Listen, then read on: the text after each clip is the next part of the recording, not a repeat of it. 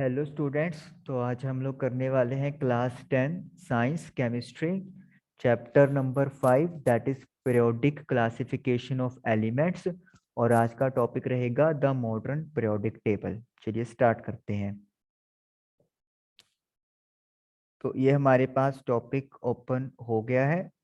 तो हम लोगों ने अभी तक डॉबर्नियर देन न्यूलैंड और फिर मेंडलीव के पीरियोडिक टेबल के बारे में इंफॉर्मेशन हासिल किया। अब इनको और मॉडिफाई किया गया द मॉडर्न पीरियोडिक टेबल में। चलिए स्टार्ट करते हैं। इन 1913 1913 में Henry Moseley showed that atomic number symbolised as Z of an element is a more fundamental property than its atomic mass। अभी तक जितने भी यहाँ पर टेबल बनाए गए या कोशिश की गई उन सब में एटॉमिक मास को टेक ओवर किया गया, मतलब fundamental property atomic mass late की गई। लेकिन 1930 हेनरी मोजले ने ये देखा कि अगर एटॉमिक मास की जगह पर एटॉमिक नंबर लिया जाए तो उससे जो टेबल है वो और भी ज्यादा अच्छे से बन सकता है। Accordingly, Mendeleev's periodic table was modified and atomic number was adopted as the basis of modern periodic table, and modern periodic law can be stated as follows। तो इस तरीके से मेंडलीव का जो पीरियोडिक टेबल था या जो लॉ था उसको मॉडिफाई किया गया और एटॉमिक नंबर को मॉडर्न पीरियोडिक टेबल का बेस मान लिया गया। और फिर मॉडर्न पीरियोडिक लॉ की स्टेटमेंट रिलीज की गई जो क्या थी? Properties of elements are periodic function of their atomic number. Elements की प्रॉपर्टी उनके एटॉमिक नंबर का पीरियोडिक फंक्शन है। मतलब जैसे जैसे एटॉमिक नंबर आएंगे तो प्रॉपर्टीज रिपीट होना शुरू हो जाएंगी एक इंटरवल के बाद। Let us recall that the atomic number gives us the number of proton in the nucleus of an atom, and this number increases by 1 in going from one element to next। हमें ये पता है कि atomic number actually में होता क्या है। किसी एटम के न्यूक्लियस में मिलने वाले प्रोटॉन्स की गिनती को हम लोग एटॉमिक नंबर बोलते हैं। और ये नंबर इंक्रीज होता जाता है 1 1 से, जैसे ही आप एक एलिमेंट से दूसरे एलिमेंट की तरफ मूव करते हैं। Elements when arranged in order of increasing atomic number lead us to the classification known as the modern periodic table। Elements को जब हम लोग इंक्रीजिंग एटॉमिक नंबर में अरेंज करते हैं तो उससे हमें क्लासिफिकेशन मिलती है जिसे हम लोग मॉडर्न पीरियोडिक टेबल कहते हैं, जो कि टेबल 5.6 हमें दिया हुआ है जो हम लोग देखने वाले हैं। ये टेबल जो आप लोगों को अभी अपनी स्क्रीन पे दिख रहा होगा, थोड़ा सा जूम आउट कर लेते हैं। Yes, this is the table जो मॉडर्न पीरियोडिक टेबल है। ओके, चलिए आपके पास अगर बुक होगी तो आप उससे थोड़ा ज़्यादा बेहतर ढंग से देख पाएंगे।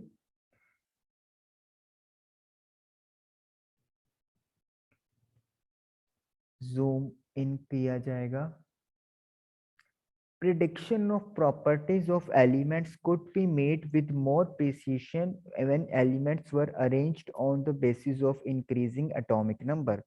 अगर हम लोग एलिमेंट्स को increasing order of atomic number में लिखते हैं, अरेंज करते हैं, तो प्रॉपर्टीज का प्रिडिक्शन करना और भी ज़्यादा एक्यूरेट सही हो जाता है एज कंपेयर टू व्हेन जब हमने एटॉमिक नंबर की जगह एटॉमिक मास यूज़ किया हो।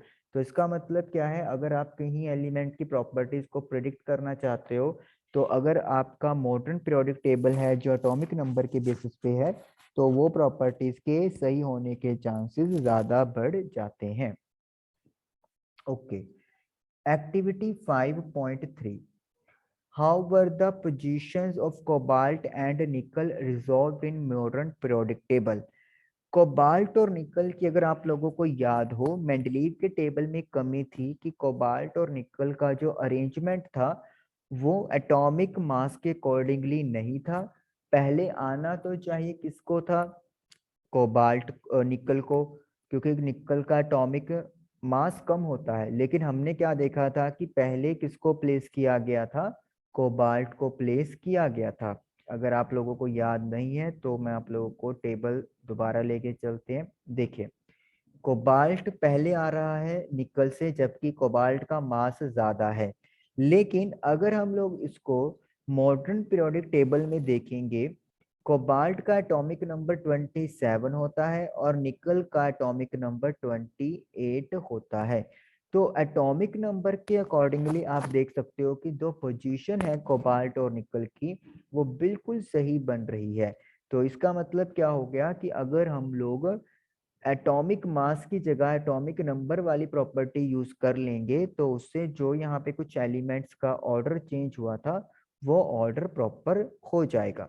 लेकिन होएगा कैसे, एटॉमिक नंबर के बेसिस पे।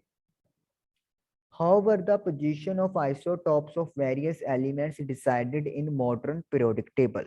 हमने कल देखा था कि मेंडलीव के टेबल की एक लिमिटेशन ये थी कि जब आइसोटोप्स डिस्कवर हुए जिनका एटॉमिक मास डिफरेंट था, उनके लिए फिर एक ही जगह पर होना पॉसिबल नहीं हो पाया, क्योंकि टेबल एटॉमिक मास के ऊपर था। तो अगर मास चेंज होगा तो पोजीशन भी चेंज करनी पड़ेगी। लेकिन अब आइसोटॉप्स में क्या होता है, एटॉमिक नंबर सेम रहता है। जैसे हम लोग हाइड्रोजन के 3 आइसोटॉप्स की अगर बात करें, तीनों का एटॉमिक नंबर तो 1 ही रहेगा, हालांकि मास नंबर बदल जाता है। आप अगर इसको मॉडर्न पीरियोडिक टेबल में रखोगे तो ये तीनों एलिमेंट एक ही जगह पे आ जाएंगे, क्योंकि तीनों का एटॉमिक नंबर सेम है। और मॉडर्न पीरियोडिक टेबल किसके बेस है, एटॉमिक नंबर के बेस पे है। तो यानी कि आइसोटॉप्स की जो पोजीशन है उसको, जो कंफ्यूजन, जो प्रॉब्लम क्रिएट हो रही थी मेंडलीव के टेबल में, वो भी सॉर्ट आउट हो गई।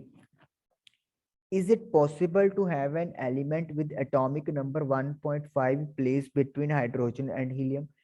तीसरी लिमिटेशन हमने ये पढ़ी थी कि एटॉमिक मास में जो डिफरेंस था वो यूनिफॉर्म नहीं था। कई बार ज्यादा मास का डिफरेंस आ रहा था, कई बार कम आ रहा था। तो ये प्रिडिक्ट करना कि एग्जैक्टली कितने नए एलिमेंट्स की डिस्कवरी होने वाली है, ये पॉसिबल नहीं हो रहा था। तो फिर इससे क्या हुआ, एटॉमिक नंबर से जब हम लोग इसको जाएंगे, एटॉमिक नंबर हमेशा एक होल नंबर मिलेगा, 1 2 3 4 5। मान लें आपके पास एटॉमिक नंबर 16 का एलिमेंट है और एक आपके पास आज 20 एटॉमिक नंबर का एलिमेंट है। तो क्या आप बता सकते हो कि इनके बीच में कितने एलिमेंट डिस्कवर होंगे? बिल्कुल बता सकते हो आप, 17 18 19, यानी कि एग्जैक्टली 3 नए एलिमेंट्स होंगे जो इनके बीच में लाई करेंगे। तो इस तरीके से हमें नए एलिमेंट्स कितने डिस्कवर होने वाले हैं दो एग्जिस्टिंग एलिमेंट्स में, वो पिक्चर भी पूरी तरीके से क्लियर हो गया।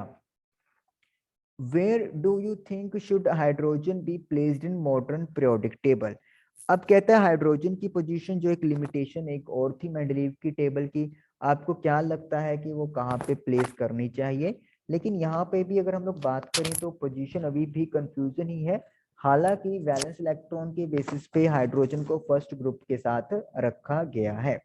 चलिए, तो हम लोग देख सकते हैं कि 4 में से 3 जो प्रॉब्लम्स थी वो यहाँ पे सॉल्व हो गई मॉडर्न पीरियोडिक टेबल में। और मॉडर्न पीरियोडिक टेबल ये आप लोगों के सामने बना हुआ है, जो कि आपके एटॉमिक नंबर के ऊपर बेस्ड है।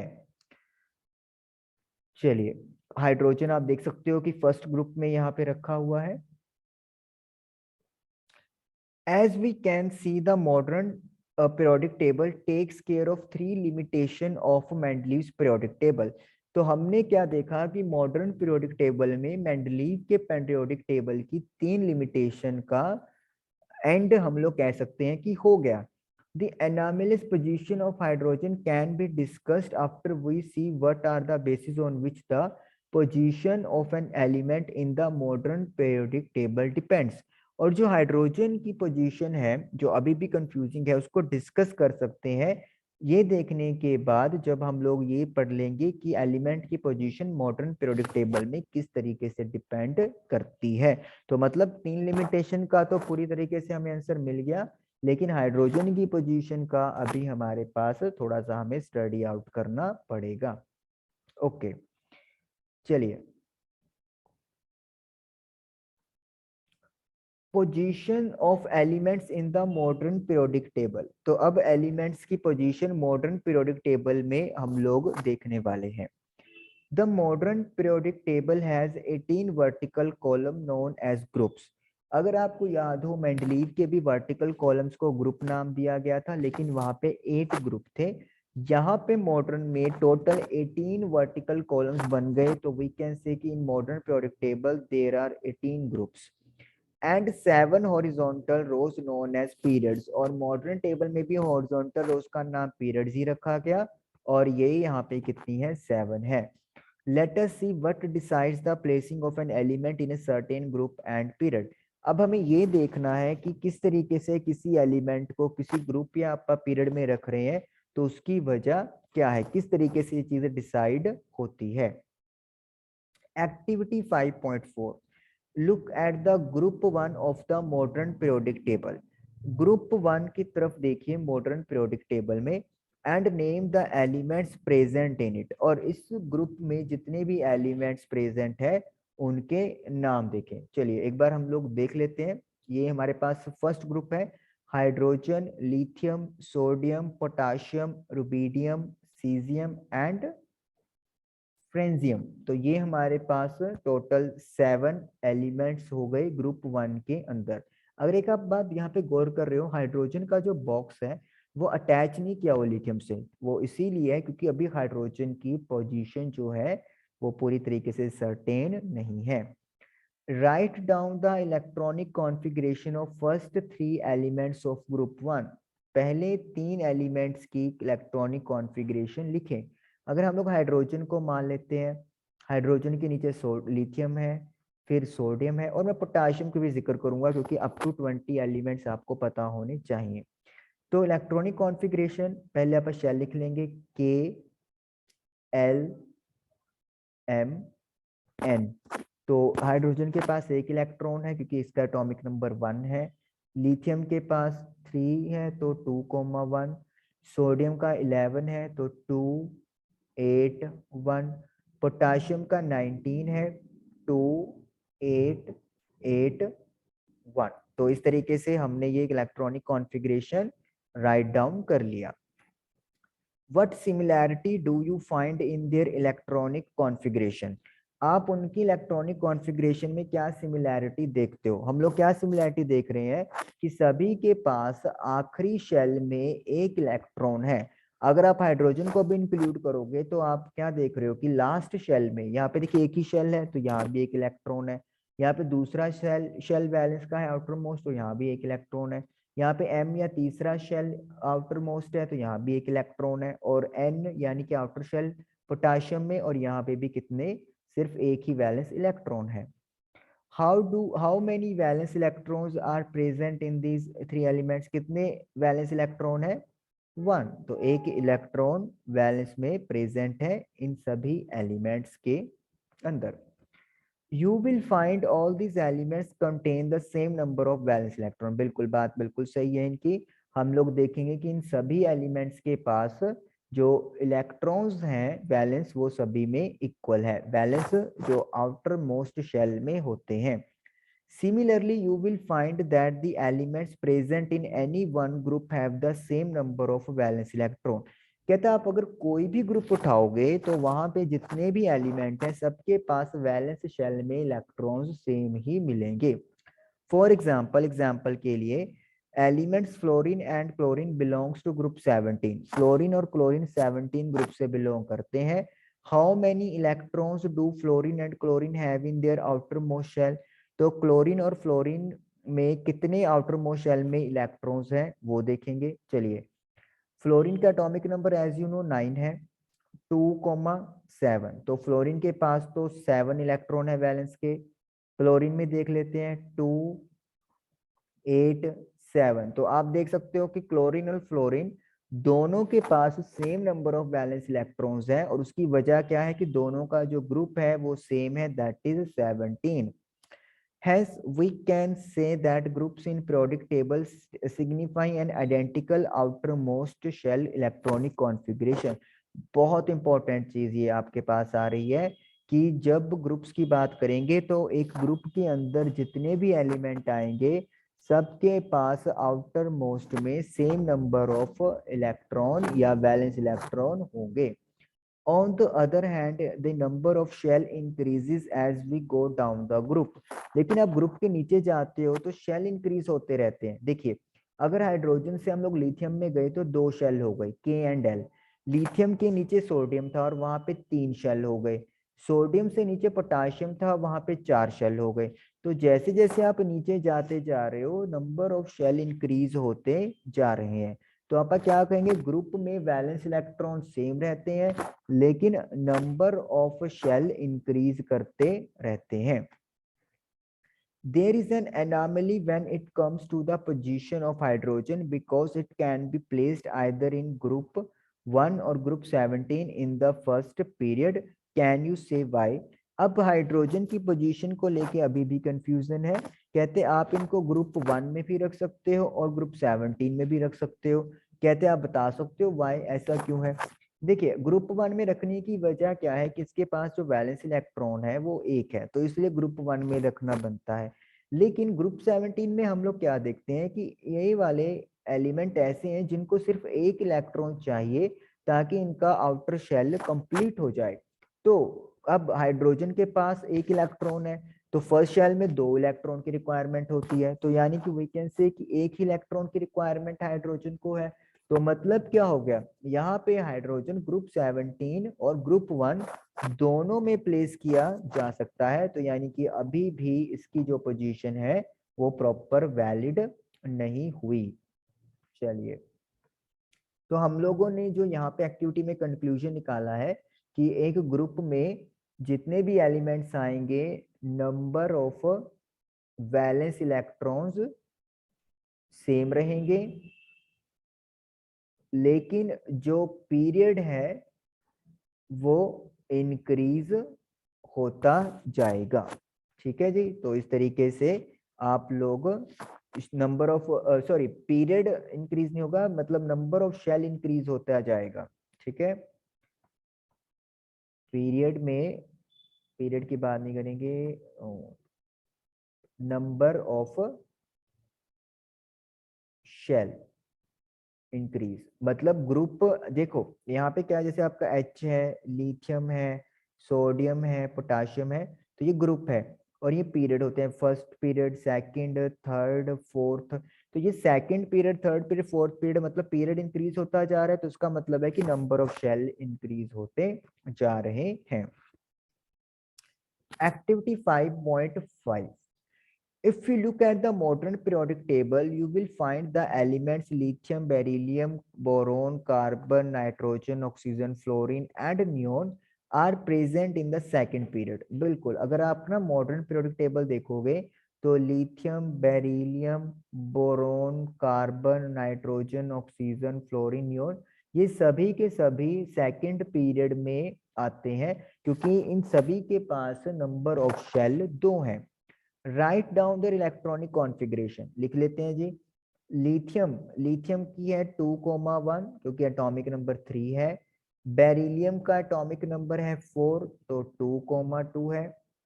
K is the first shell, L is the next shell. Next boron के पास 2,3 है.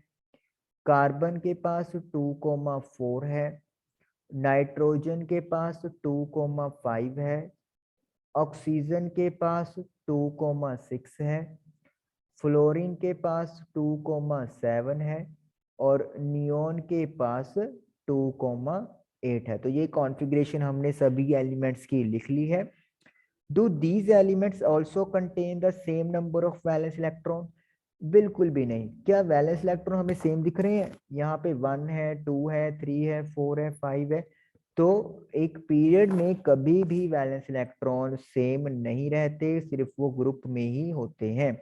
Do they contain the same number of shell? Yes, यहाँ पे नंबर ऑफ शेल सेम रहेंगे. यहाँ भी 2 शेल हैं, यहाँ भी 2 2. तो यानी कि एक पीरियड में नंबर ऑफ शेल सेम रहते हैं, लेकिन number of valence electron increase होते जाते हैं। तो इस तरीके से आप ग्रुप और पीरियड में बहुत बड़ा डिफरेंस यहाँ पे देख सकते हो। यहाँ पे अगर कोई आपको बनाए तो ये क्या होएगा, ग्रुप, और यहाँ पे मैं क्या बना दूंगा, पीरियड। सबसे पहली बात किसकी होगी, वैलेंस इलेक्ट्रॉन्स की। तो ग्रुप में वैलेंस इलेक्ट्रॉन क्या होते हैं, सेम रहते हैं, लेकिन वैलेंस पीरियड में क्या होते हैं, इंक्रीज होते रहते हैं। दूसरा जो हमारे हमने पढ़ा वो क्या पढ़ा, नंबर ऑफ शेल्स। ग्रुप में जब नंबर ऑफ शेल की बात आती है तो हम लोग देखते हैं इंक्रीज होते रहते हैं, लेकिन पीरियड में ये क्या रहते हैं, सेम रहते हैं। तो आप देख सकते हो कि बिल्कुल ऑपोजिट हो रहा है ग्रुप और पीरियड के लिए, जिस भी फैक्टर की बात हम लोग यहाँ पर कर रहे हैं। चलिए इसको क्लियर करते हैं। You will find that these elements of a second period do not have the same number of valence electron, but they contain the same number of shell। बिल्कुल वैलेंस इलेक्ट्रॉन सेम नहीं है, लेकिन जो shell के number हैं वो same है। You also observe that the number of valence shell electron increases by 1 unit। आप ये भी देखोगे कि वैलेंस शेल इलेक्ट्रॉन्स जो है वो एक से बढ़ते जा रहे हैं।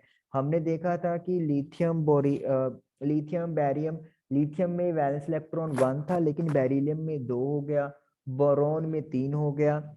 As the atomic number increases by 1 unit, और एटॉमिक नंबर भी 1 यूनिट से बढ़ता जा रहा है on moving from left to right in a period. जब आप एक पीरियड में L2R लेफ्ट टू राइट बढ़ रहे हो, यानी कि lithium, beryllium, boron, carbon, nitrogen, oxygen, neon, fluorine, neon, तो यहाँ पे आप क्या देख रहे हो कि एटॉमिक नंबर इंक्रीज होता जाएगा तो वैलेंस इलेक्ट्रॉन भी बढ़ता जाएगा।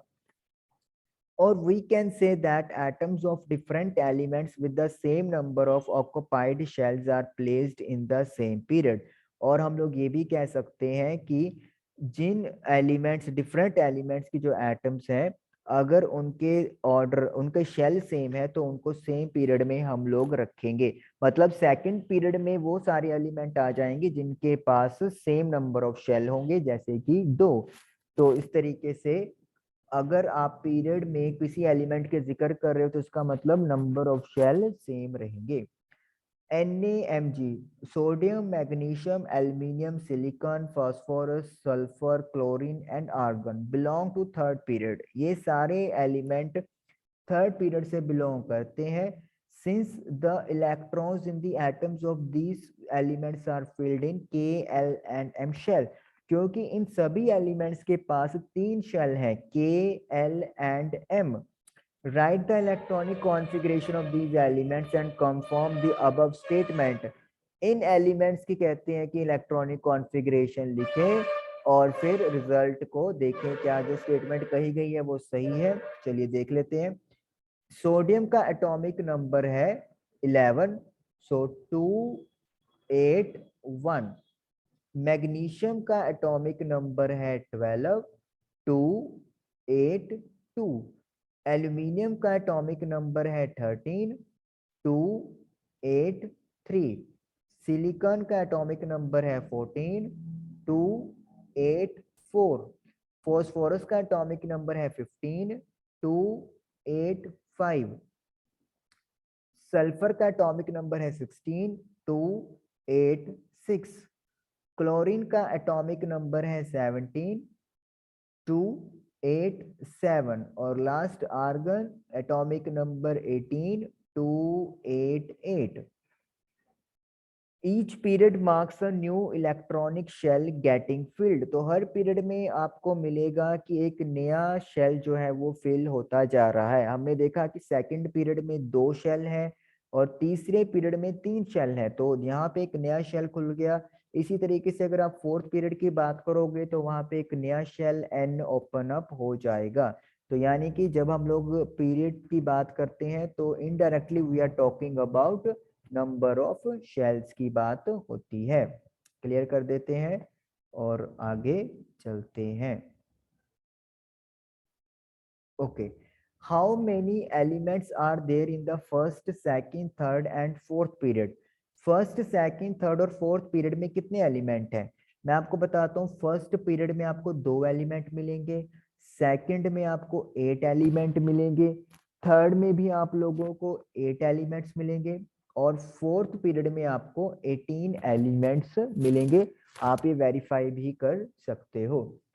We can explain the number of elements in these periods based on how electrons are filled into various shell।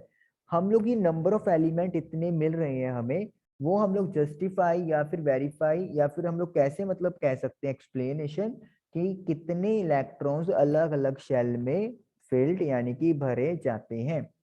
You will study the details of this in higher classes, लेकिन इसकी जो detailing है वो आपको higher class में मिलेगी। Recall that the maximum number of electrons that can be accommodated in a shell depends on the formula 2n square, where n is the number of the given shell from the nucleus। अब maximum electrons कितने हो सकते हैं एक shell में, वो depend करता है किस फॉर्मूला पे, 2n स्क्वायर, जहां पर n क्या है, number of the given shell, की शेल में कितने शेल हैं, एक शेल, 2 शेल, 3 शेल, तो n represent the number of shell. Example देखिए, के शेल का मतलब क्या है, आप फर्स्ट शेल की बात कर रहे हो तो 2n स्क्वायर फॉर्मूले में आप n की जगह पर 1 पुट कर दोगे, तो 1 का स्क्वायर 1, तो 2 इंटू 1 2, तो यानी कि पहले पीरियड में 2 एलिमेंट हो गए। उसके बाद हम लोग बात करते हैं के के बाद एल शेल, तो एल मतलब सेकंड शेल, तो 2 मल्टीप्लाई बाय 2 का स्क्वायर, 2 का स्क्वायर 4, 4 इंटू 2 8, तो यानी कि दूसरे शेल में 8 या सॉरी दूसरे पीरियड में 8 एलिमेंट्स हो गए। Third, fourth, fifth, six, seventh, इसमें 8, 18, 18, 32, 32 एलिमेंट्स रिस्पेक्टिवली है। अब देखिए यहाँ पे थर्ड में भी 8 एलिमेंट्स आए, बट आप लोग सोच रहे होंगे कि थर्ड में 8 क्यों आए हैं, क्योंकि अगर हम लोग इस फॉर्मूले पे जा रहे हैं 2 इंटू 3 का स्क्वायर, तो यहाँ पे तो 18 आना चाहिए था, बट वाई इट इज 8। देखिए इसके पीछे की जो स्टडी है वो आप लोगों को इस क्लास में नहीं पता चलेगी, क्योंकि ये इलेक्ट्रॉन की कॉन्फ़िगरेशन जो फील्ड अप होती है, तो वो आप लोगों को जानने के लिए सब शेल की तरफ जाना पड़ता है, जो अभी आपकी इस लेवल पे कवर नहीं की हुई। सिंपली तो आपने बस याद रखना है कि थर्ड पीरियड में 8 एलिमेंट है, फोर्थ में 18 है, फिफ्थ में भी 18 है, सिक्स्थ और सेवंथ में 32 एलिमेंट्स हैं। और इन्होंने लिखा भी हुआ है कि इसका रीजन आप हायर क्लास में पढ़ने वाले हो। Position of an element in the periodic table tells us about it's chemical reactivity. किसी एलिमेंट की पोजीशन पीरियोडिक टेबल में हमें उसकी केमिकल रिएक्टिविटी के बारे में बताती है। As you have learned, valence electrons determine the kind and number of bonds formed by an element। अब तक आप लोगों को ये पता चल चुका है कि कोई एलिमेंट बॉन्ड इसलिए बनाता है या किस टाइप का बॉन्ड बनाएगा, वो डिपेंड करता है उसके वैलेंस इलेक्ट्रॉन्स के ऊपर। Can you say now why Mendeleev's choice of formula of compounds as the basis for the deciding the position of any element in his table was a good one? कहते हैं क्या आप बता सकते हो Mendeleev की जो चॉइस थी कि उन्होंने कंपाउंड्स के फॉर्मूले पे बेसिस पे पोजीशन डिसाइड की थी एलिमेंट्स की, वो सही क्यों थी? क्योंकि वो इसलिए सही थी क्योंकि अगर कोई कंपाउंड बन रहा है तो वो वैलेंस इलेक्ट्रॉन्स की वजह से बन रहा है, और वैलेंस इलेक्ट्रॉन से ही हम लोग यहाँ पे भी डिसाइड कर रहे हैं कि कौन सा एलिमेंट किस टाइप का बॉन्ड बनाएगा और कितना बॉन्ड वो बना सकता है। How would this lead to elements with similar chemical properties being placed in the same group? इससे किस तरीके से एलिमेंट जिनकी केमिकल प्रॉपर्टीज सेम थी उनको सेम ग्रुप में रखने में मदद मिली? क्योंकि कैसे लीड हुआ, जिनके फॉर्मूले सेम बन रहे थे जनरल फॉर्मूले, उनको सेम ग्रुप में प्लेस कर दिया गया मेंडलीव के द्वारा, और इस तरीके से उनका जो टेबल था वो यहाँ पर डन हो गया था।